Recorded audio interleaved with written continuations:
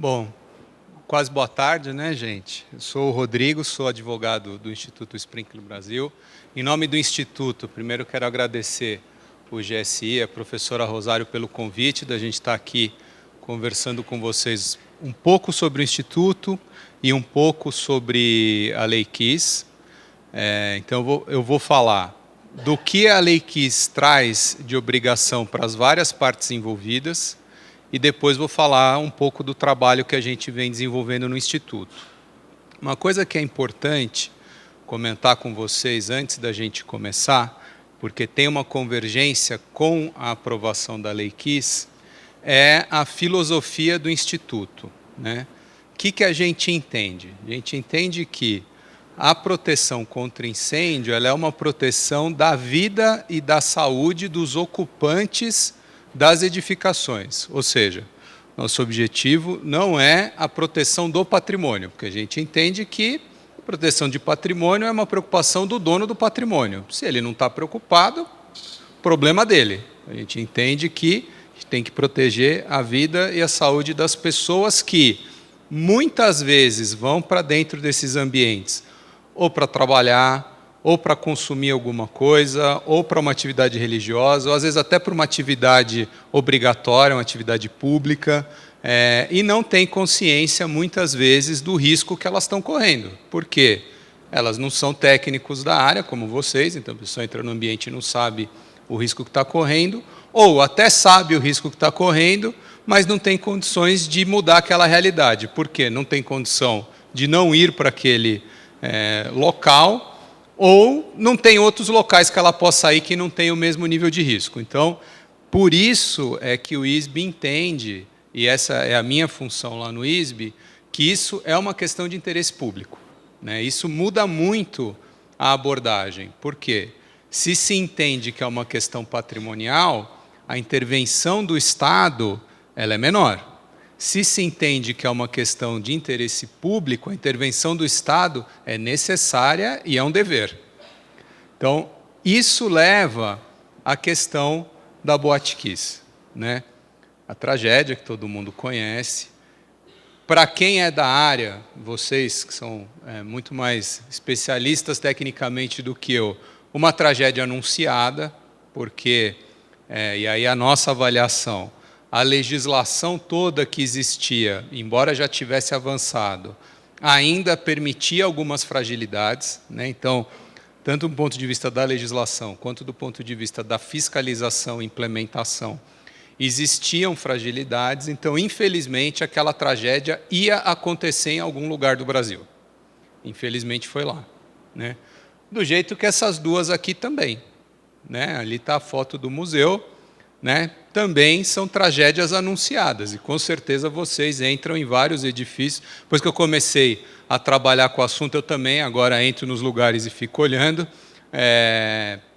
Sabem que tem, né, onde tem risco, uma hora ele acontece. Então, o trabalho do Instituto ele é voltado para sensibilização, as pessoas verem isso como um problema, né? Vocês sabem que às vezes o risco ele não é percebido, a pessoa está correndo, mas não percebe.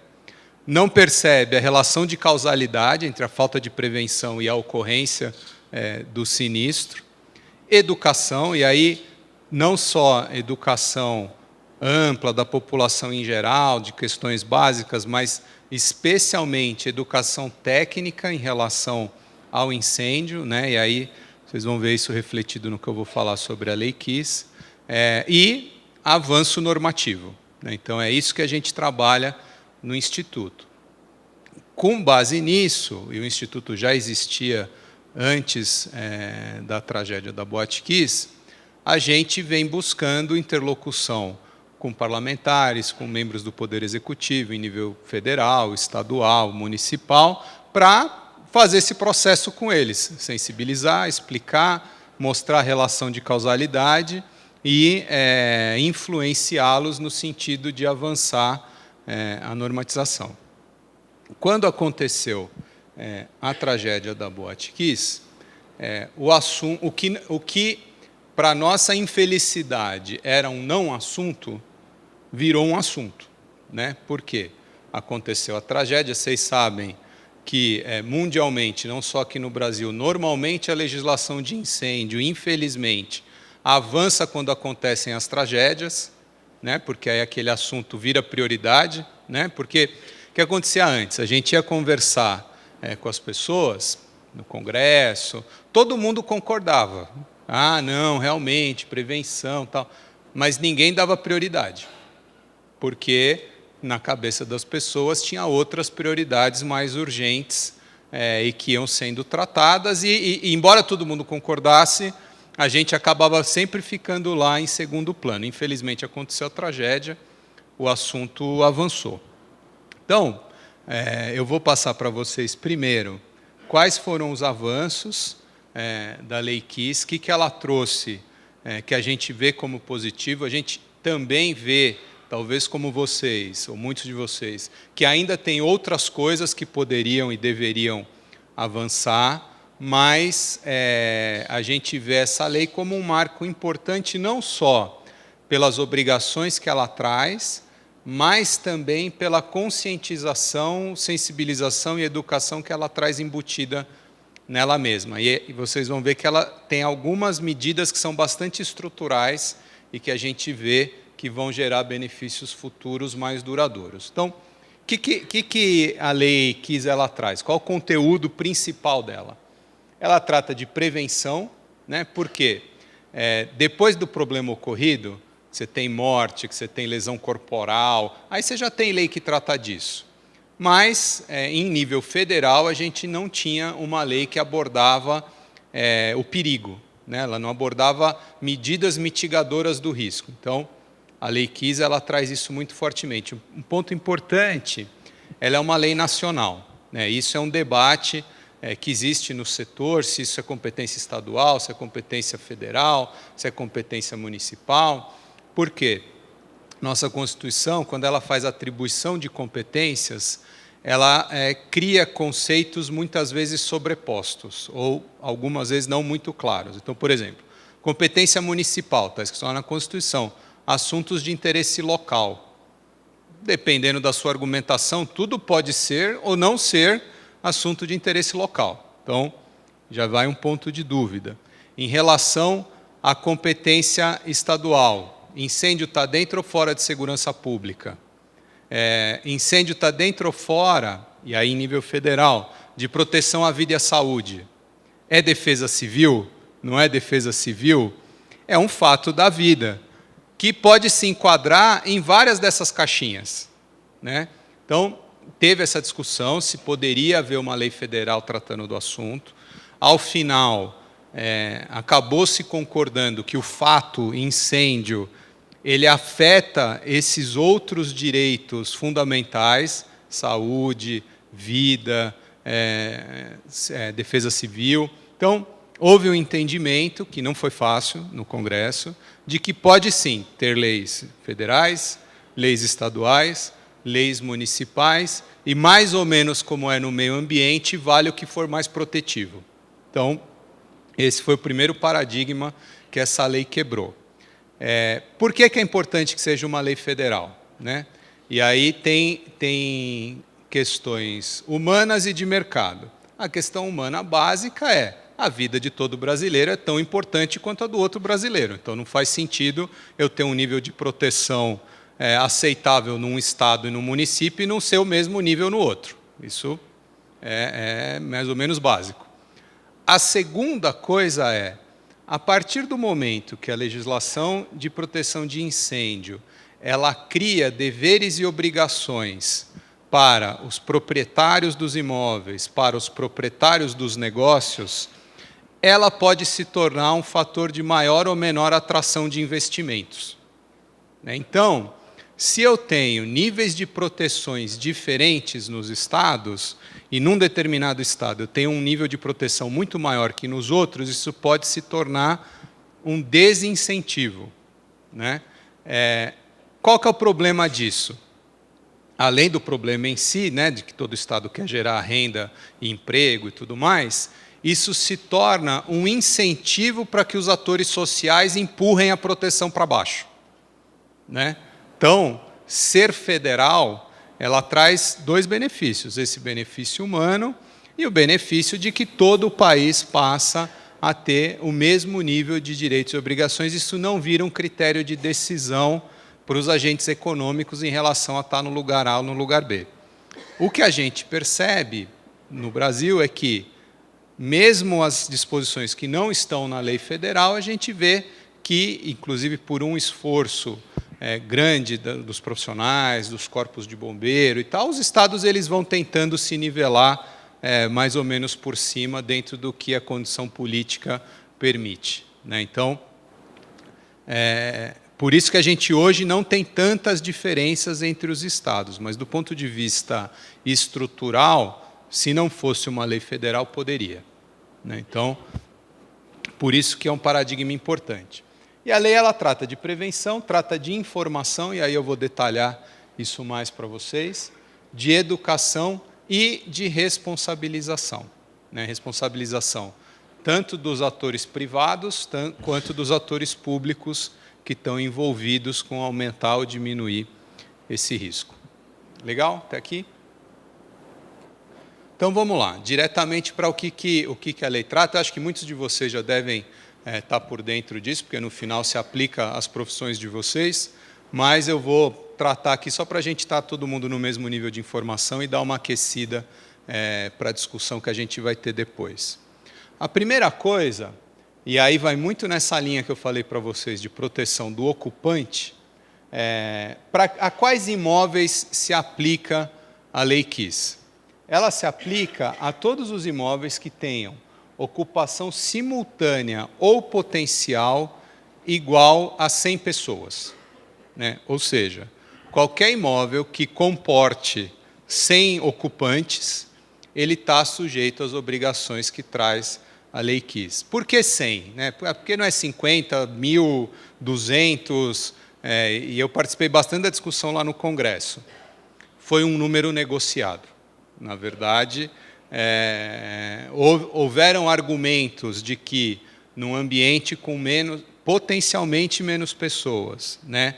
Porque esse potencial já diminui muito o tamanho do imóvel, né? Porque uma coisa é ser desenhado para 100, outra coisa é potencialmente 100. Né? Imagina aqui, né? Você tem, não sei quantas cadeiras tem aqui, mas quantas? 400, mas o potencial desse espaço é de muito mais gente, porque você pode ter gente aqui, gente no corredor, não é isso? Então, já diminui bastante. O conceito que prevaleceu aqui foi assim, se for um imóvel tão pequeno que não tenha ocupação potencial de 100 pessoas, é mais fácil das pessoas saírem de dentro do imóvel. Vocês sabem que isso nem sempre é verdadeiro, mas foi o argumento que prevaleceu lá e no stick e puxa do Congresso acabou ficando esse número de 100. Mas não é só isso. São esses imóveis que entrem nessa régua ou imóveis que, mesmo que não entrem nessa régua, sejam, por sua natureza, ocupados por pessoas em fragilidade, situação de fragilidade que dificulte ou a saída espontânea dela ou o resgate dela. Quem são essas pessoas?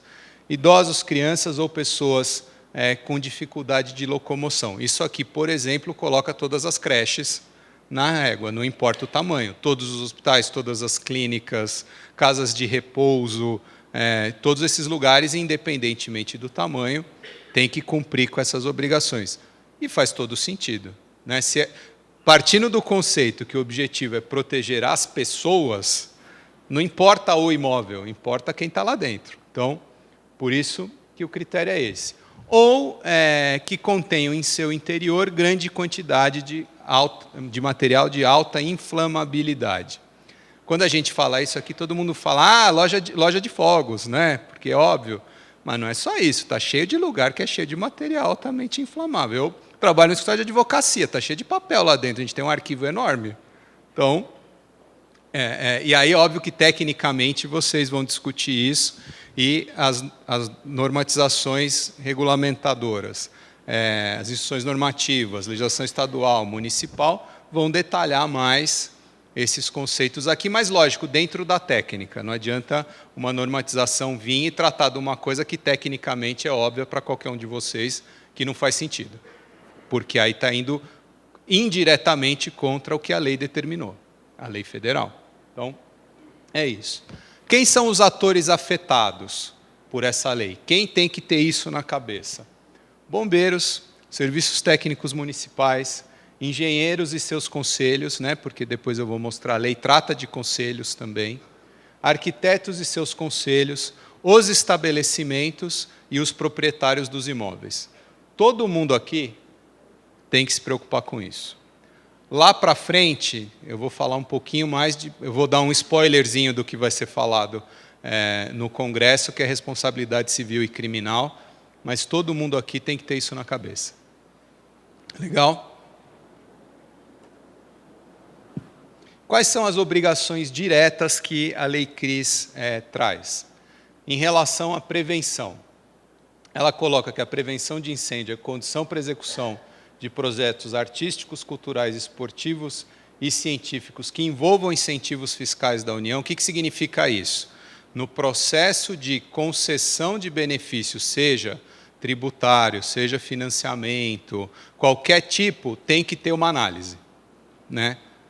Por que isso é importante? Porque, com o tempo, os agentes econômicos eles vão se acostumando a ter esse tipo de auditoria de incêndio, que é uma coisa que eles não estão acostumados, e, normalmente, aqui a gente vai estar tratando de grandes empreendimentos. 2. Prever responsabilidades para os órgãos de fiscalização, ou seja, os conselhos também têm que se preocupar com o incêndio, né? Então, e aí a gente vem na luta de se existe ou não existe engenharia de incêndio como profissão, tal. O ISB tem trabalhado fortemente nisso, porque os conselhos têm que ter esse tipo de responsabilidade também. E estabelece visitas periódicas nos estabelecimentos. Não detalha com qual periodicidade, isso aí vai caber à regulamentação.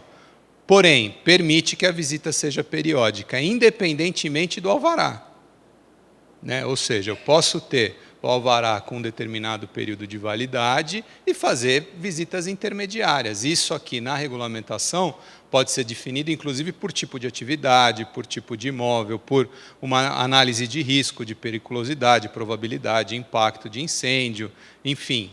Mas quebra, muito dessa lei aqui quebra alguns paradigmas, né? Então, um dos paradigmas que a gente eu ouvia e achava esquisito, mas eu sei que no setor tinha. O bombeiro não pode entrar no imóvel se não for para dar alvará. Para. Acho que pode. Está lá para proteger a vida e a saúde das pessoas. Então, a lei quebra esse paradigma. E ela diz o seguinte: a aprovação da construção, instalação, reforma, ocupação ou uso do estabelecimento vai ter que respeitar legislação estadual e municipal. E aqui ela resolve aquela coisa de o município tem ou não tem competência, é assunto de interesse local ou não é. A lei já vem e diz, então o município pode ter regulamentação específica, e muitos têm. Depois da questão da Boate Kiss e da aprovação da Lei Kiss, a gente viu vários municípios criando legislação específica para prevenção e combate a incêndio e a desastres, condições de acesso para operações de socorro e evacuação, ou seja, como é que eu tiro as pessoas lá de dentro. E isso aqui é um negócio muito importante. Prioridade para o uso de materiais de construção com baixa inflamabilidade e de sistemas preventivos de aspersão automática. Baixa inflamabilidade, por que isso foi parar na lei? Porque percebeu-se que muitas vezes os profissionais que têm outras formações, porque também nas faculdades não tinha essa disponibilidade de estudo, arquitetos, engenheiros não são químicos, então não tinham isso na cabeça deles, né? O que essa disposição faz? Faz com que quem vai desenhar qualquer uma dessa construção, instalação, reforma, ocupação de estabelecimentos tenha que saber disso, né? Então, tem que saber se o material que está sendo usado ele é de alta ou baixa inflamabilidade, e tem que buscar opções de baixa inflamabilidade. A intenção aqui é que os profissionais se preocupem com isso, porque, obviamente, o dono do imóvel, ele menos ainda vai saber disso, e também, obviamente, que a iniciativa privada acabe se direcionando para criar materiais que atendam esses requisitos. Então, a ideia aqui é criar um ciclo positivo, né? Ou seja, os profissionais procuram, a iniciativa privada desenvolve, e assim a gente vai caminhando para a redução da inflamabilidade dos materiais dentro dos ambientes. E os sistemas preventivos de aspersão automática, que é o, né, Instituto Sprinkler Brasil, isso aqui é o Sprinkler. Por que a gente trabalha com esse assunto, né? O ISB ele entende que todas as tecnologias de prevenção são ótimas, né, e têm que ser aplicadas de maneira combinada.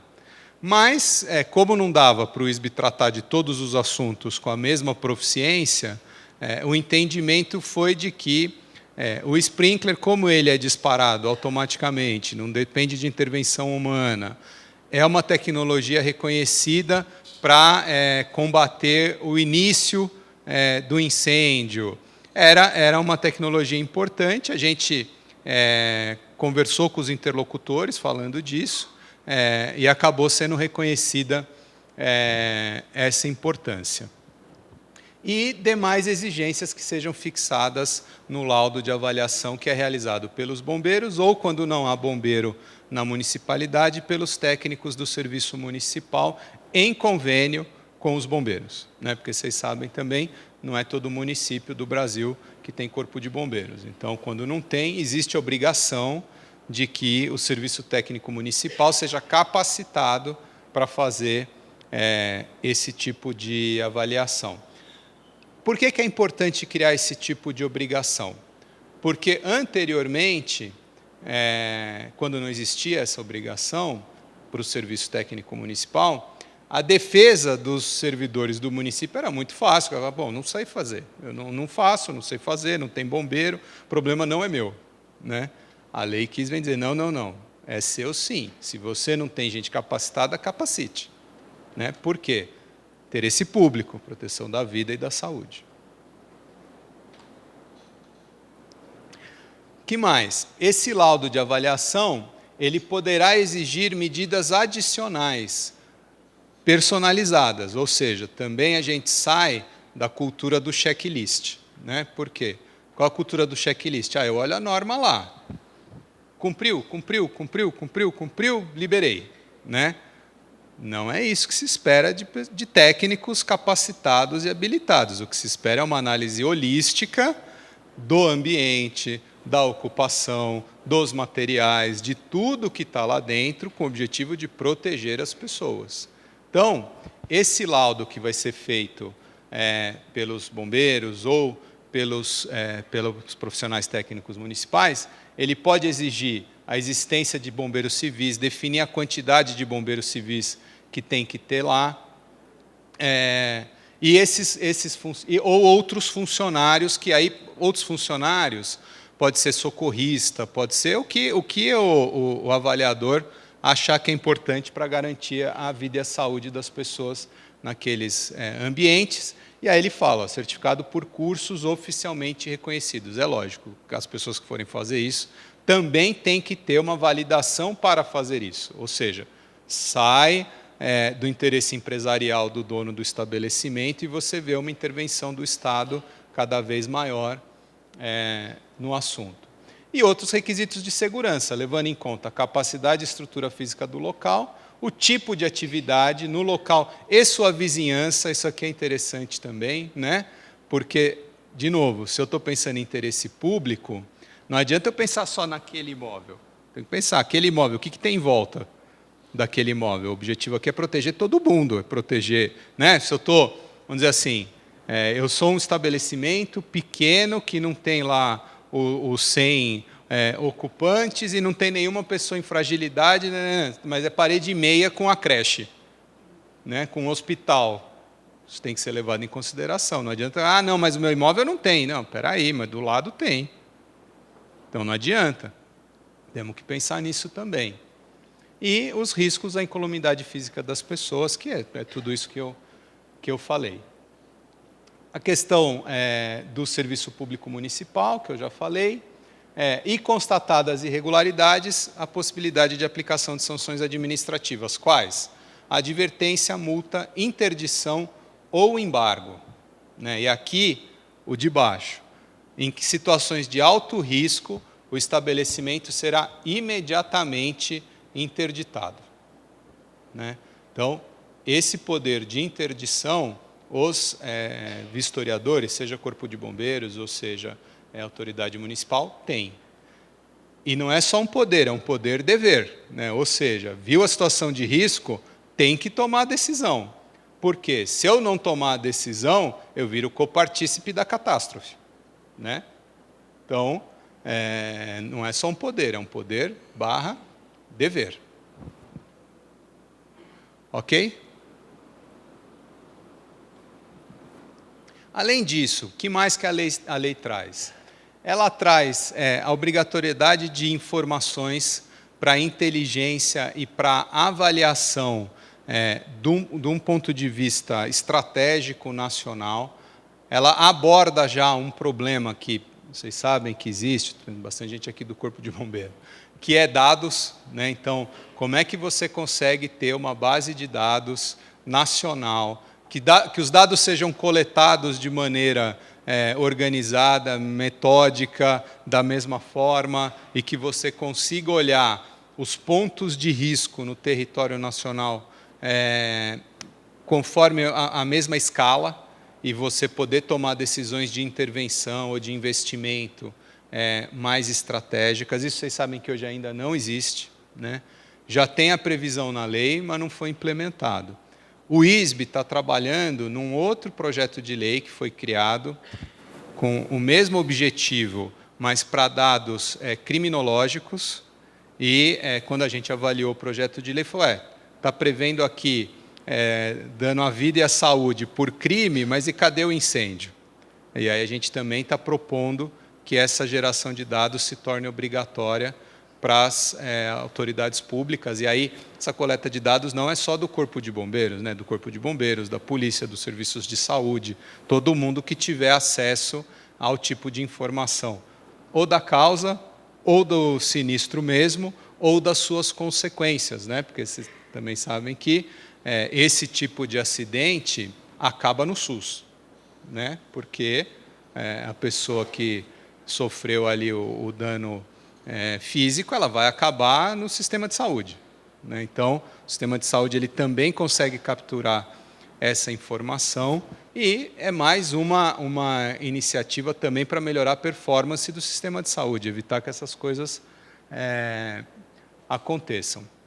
Aqui uma coisa muito interessante, que é a informação ao ocupante. Lembra que eu falei para vocês que a gente entra nos imóveis e não sabe o que está acontecendo?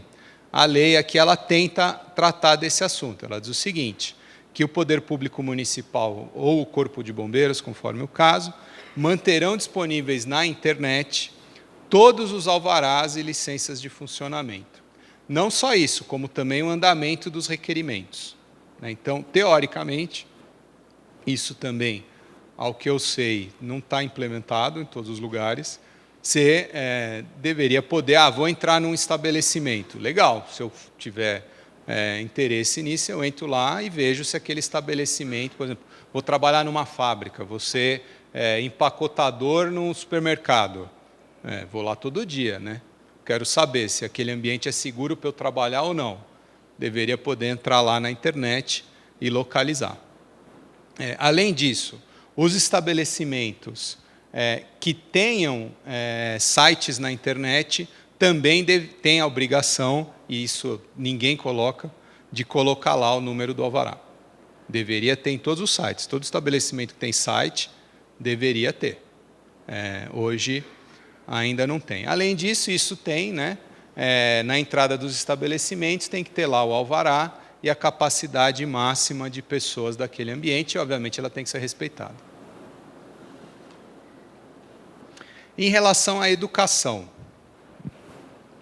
Opa, ficou dobrado aqui essa informação ocupante. Em relação à educação, ela diz o seguinte, os cursos de graduação em Engenharia e Arquitetura, curso de Tecnologia e de Ensino Médio correlatos, terão que ter conteúdo relativo à prevenção e ao combate a incêndio e a desastres. Será obrigatório curso específico voltado para a prevenção e combate a incêndio para oficiais e praças integrantes dos setores técnicos e de fiscalização dos cursos dos corpos de bombeiros. isso é mais ou menos óbvio, mas é importante que a lei reforce para que essa política pública seja estável.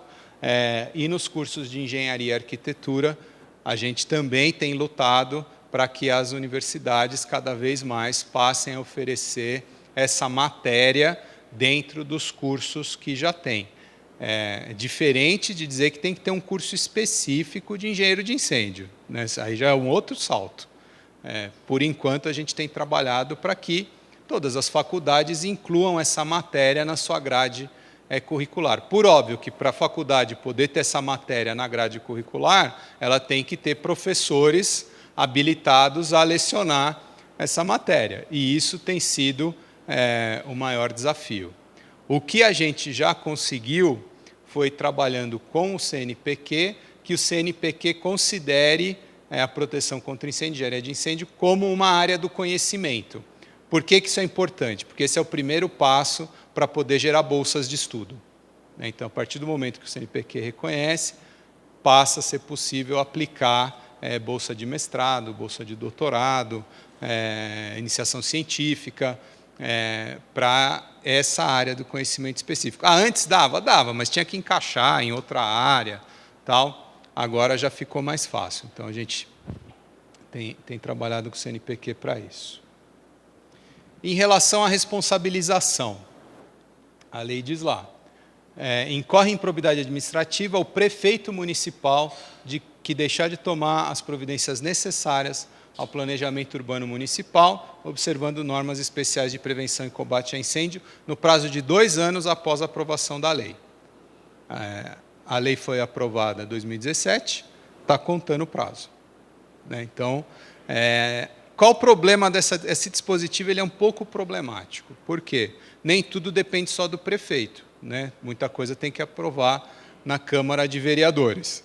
Então, qual que é a obrigação do prefeito, né? Na minha interpretação, ele tem que, pelo menos, apresentar um projeto de lei do Executivo. Se a Câmara não aprovar, não aprovou. Não dá para responsabilizar ele, mas ele deveria fazer isso, né? Nos municípios que já têm alguma legislação que trate do assunto, deve regulamentar. Então, essa é a obrigação que está na lei. Em relação à proteção do consumidor, e aqui foi interessante, a estratégia adotada pela Lei Kiss foi alterar o Código do Consumidor, né? Então, ela acrescentou um dispositivo no Código do Consumidor, que não vamos dizer assim, o local mais adequado, porque o Código do Consumidor, embora seja uma lei muito popular, ela trata de satisfação do consumidor, né? Embora ela trate lá de dano ao consumidor, o objetivo principal é satisfação. Mas, enfim, está lá dentro da lei, é aplicável, vale, foi bom. Diz o seguinte, é vedado ao fornecedor de produtos e serviços permitir o ingresso em estabelecimentos comerciais ou de serviços de um número maior de consumidores do que o fixado pela autoridade administrativa, lembra? Lá no laudo, tal, que está lá na porta. Então, vocês veem que a lei ela foi amarrando, né? Quais são as penalidades, né? Multa, suspensão de fornecimento do produto ou serviço, suspensão temporária da atividade, revocação da concessão ou permissão de uso, cassação da licença, interdição total ou parcial, estabelecimento ou obra de atividade e intervenção administrativa. Mas isso aí já tinha lá atrás para as autoridades de fiscalização de proteção contra incêndio, bombeiro, autoridade municipal. O que muda está no Código do Consumidor? Sendo bem prático, Ministério Público. A partir do momento que está no Código do Consumidor, torna-se atribuição do Ministério Público, e o Ministério Público, como vocês sabem, pode fazer e acontecer. Então, isso é importante desse ponto de vista, né? Porque está nas missões do Ministério Público, proteção de defesa, saúde, segurança, meio ambiente, patrimônio histórico-cultural, né? História do museu. Então, isso aqui ainda não é um instrumento, uma ferramenta que a gente vê sendo muito usado pelo Ministério Público. Mas o Ministério Público também é assim. Às vezes a lei sai, eles têm o poder, demora um pouco para internalizar, aí depois algum promotor sai usando e aí todo mundo sai usando. Então, isso aqui ainda tem um potencial grande não explorado. E além disso, os crimes contra o consumidor, eles prevêem uma pena de detenção de 6 meses a 2 anos e multa. O que muda aqui também? Uma coisa, como eu falei para vocês, aconteceu o sinistro, teve morte, teve lesão corporal, isso é crime. Outra coisa é o risco, né? Ou seja, o crime de perigo, né? Não o crime do dano. Então, aqui ele está falando de crime de perigo, né? Não importa se aconteceu ou não aconteceu o incêndio. Só você descumprir isso aqui já leva à penalização. E aqui tem um fator importante. Quando a gente fala de responsabilidade, lembra daqueles atores que eu coloquei lá no começo? Opa. Esse é todo mundo aqui. O que acontece? O Código Penal, quando ele vai falar de coparticipação em crime, o que ele diz? Ele diz que também é copartícipe aquele que, sem cuja ação ou omissão o evento não teria ocorrido, ou aquele que tinha obrigação legal de evitar que ocorresse. O que significa isso? Morreu alguém? Está todo mundo na lista. Potencial. Aí vai se avaliar se houve culpa ou não houve, tal. Mas se tinha conhecimento e tinha obrigação de agir, está dentro. Poderia ter agido e não agiu? Está dentro.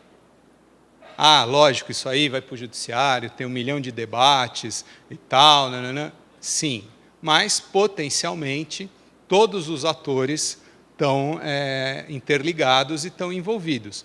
Não só quando acontece, a partir da aprovação da Lei Kiss, não só quando acontece o problema, mas também se você contribuir para o perigo que gera aquela pena de 6 meses a 2 anos. Então, isso é um negócio muito, muito sério, né? Que também ainda não tá acontecendo em todo o seu potencial, mas existe o potencial já na própria lei. Eu vou falar um pouquinho agora, acabou a parte da legislação, para a gente debater um pouco depois, eu vou falar um pouco do que mais que o ISB está fazendo. Tá? A gente participa da Frente Parlamentar de Segurança contra Incêndio, que é um grupo que foi formado lá no Congresso Nacional por parlamentares preocupados com esse assunto. É uma frente bicameral, ou seja, tem senadores e tem deputados. As reuniões dessa frente acontecem mais ou menos bimestralmente lá no Congresso. E essa frente ela tem uma coisa interessante. Além dela ter os parlamentares, que é o natural em toda a frente parlamentar, ela tem um conselho consultivo que é formado por outras entidades que estão envolvidas no assunto. Então, tem tanto órgãos do Poder Executivo, quanto entidades da sociedade civil, o próprio Corpo de Bombeiros. Então, assim, é bem diversa e essa frente tem sido importante para avançar. Os temas de trabalho que a própria frente definiu informação, legislação, qualidade de produtos de proteção e defesa, formação profissional e educação pública, né? E aí pensando na sensibilização das pessoas em geral. Aqui a executiva, o presidente hoje da frente parlamentar é o deputado Vicentinho. Toda a frente parlamentar ela se extingue quando acaba uma legislatura. Então, a gente espera e acredita que ela vai ser formada novamente na próxima legislatura a partir de 2019. O Vicentinho foi reeleito, então a gente espera que ela continue. O Conselho Consultivo hoje da frente é formado pela gente, do ISB, pela Liga Bom, está bem pequenininho aqui, a Sociedade dos Museus, a ABNT, Inmetro, IPT, Defesa Civil do Brasil, Universidade Federal de Pernambuco, Confea, BSPK, ABINE, USP, FENSEG, AgriBrasil, ABIEX, Abixama e Abrace. E tem mais gente lá que acaba indo na reunião também e contribuindo. O que a gente está propondo? Como eu falei, para informação, uma coleta de dados nacional. O mais difícil aí é criar metodologia e processos, né? Por quê? Se as pessoas não preenchem com uma certa metodologia os dados, depois você não consegue consolidar. Ou você consolida com a informação errada, que é pior ainda. Então, isso a gente está trabalhando. Em relação à legislação, a criação de um modelo nacional de código de proteção a incêndio. A ideia é que esse modelo seja feito pelo Ministério da Justiça e tenha a adesão voluntária dos estados que quiserem, né, e aí com as devidas adaptações, estados ou municípios. Então, nós estamos trabalhando para isso. Outro projeto de lei importante, a manutenção obrigatória de sistemas de segurança contra incêndio, a gente internamente chama de projeto elevador. Por quê? Aqui na cidade de São Paulo, não sei se vocês lembram, tinha um problema de gente que ia entrar no elevador, o elevador não estava, o elevador não abria, o cara caía, morria. Como é que isso foi resolvido? Foi criada uma obrigação para que os proprietários de imóveis tivessem que ter certificação dos seus elevadores por terceiras partes. Essas terceiras partes estão dentro do sistema do Inmetro, né? Então, eu, proprietário do imóvel, tenho que pagar uma empresa certificadora para ir lá e certificar as condições de operação do elevador, né? Todo ano. E isso fica pregado lá. Então, a gente propõe a mesma coisa para os sistemas de proteção de incêndio. Não adianta eu instalar e ele não funcionar. Então, não ter manutenção adequada. Essa é uma proposta. E a outra que eu falei do projeto de lei das informações de proteção contra incêndio. Formação profissional, que eu falei também, a gente já conseguiu que segurança contra incêndio seja uma área do conhecimento. Estamos buscando uma habilitação de engenharia de segurança contra incêndio, aí a conversa é com o Conselho de Engenharia, né? E aí eles têm todo um processo lá, uma questão interna, se cria ou não cria uma nova profissão, tal, tem um debate corporativo lá deles, e é uma proposta de currículo mínimo para compartilhar com as universidades, que aí cada uma, dentro das suas peculiaridades, vai aderir ou não. Em relação à qualidade dos produtos, como tem o Inmetro participando e a Associação Brasileira de Normas também, um item que foi colocado poxa, mas se os sistemas de proteção, quaisquer que sejam, não forem validados, eu posso ter alguém instalando um produto acreditando que está bem protegido e não está, porque o produto na hora H não vai funcionar, né? Então, foi criado um programa com o Inmetro, para o Inmetro ir normalizando os sistemas de proteção contra incêndio. Com o tempo, vai criando norma, e aí você vai garantindo que os produtos funcionem. Em relação à educação pública, a gente está discutindo com o Ministério da Justiça, Ministério da Educação, com os próprios bombeiros, como é que a gente pode chegar na escola pública, como é que a gente pode criar campanhas de comunicação para as pessoas já seguirem com isso, né? Como foi a questão do cinto de segurança, né? Todo mundo foi aprendendo a confiar naquilo e hoje é normal para todo mundo. Então, a ideia é essa.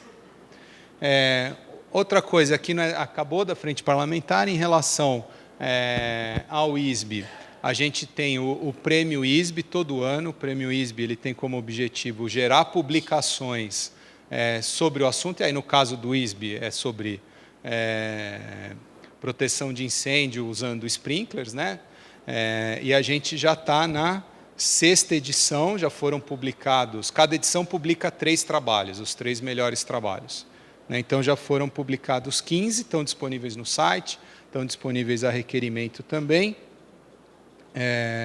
E quem quiser, quem tiver interesse, convidar para participar do 6º. Já está aberto o 6º prêmio do ISB para trabalhos técnicos. Quem tiver interesse, entra no site do ISB. Qualquer profissional que lida com o assunto pode participar. Entra lá no site, vê quais são as regras de submissão do trabalho. Tem uma comissão técnica que vai avaliar os trabalhos. A professora Rosário, inclusive, faz parte da comissão.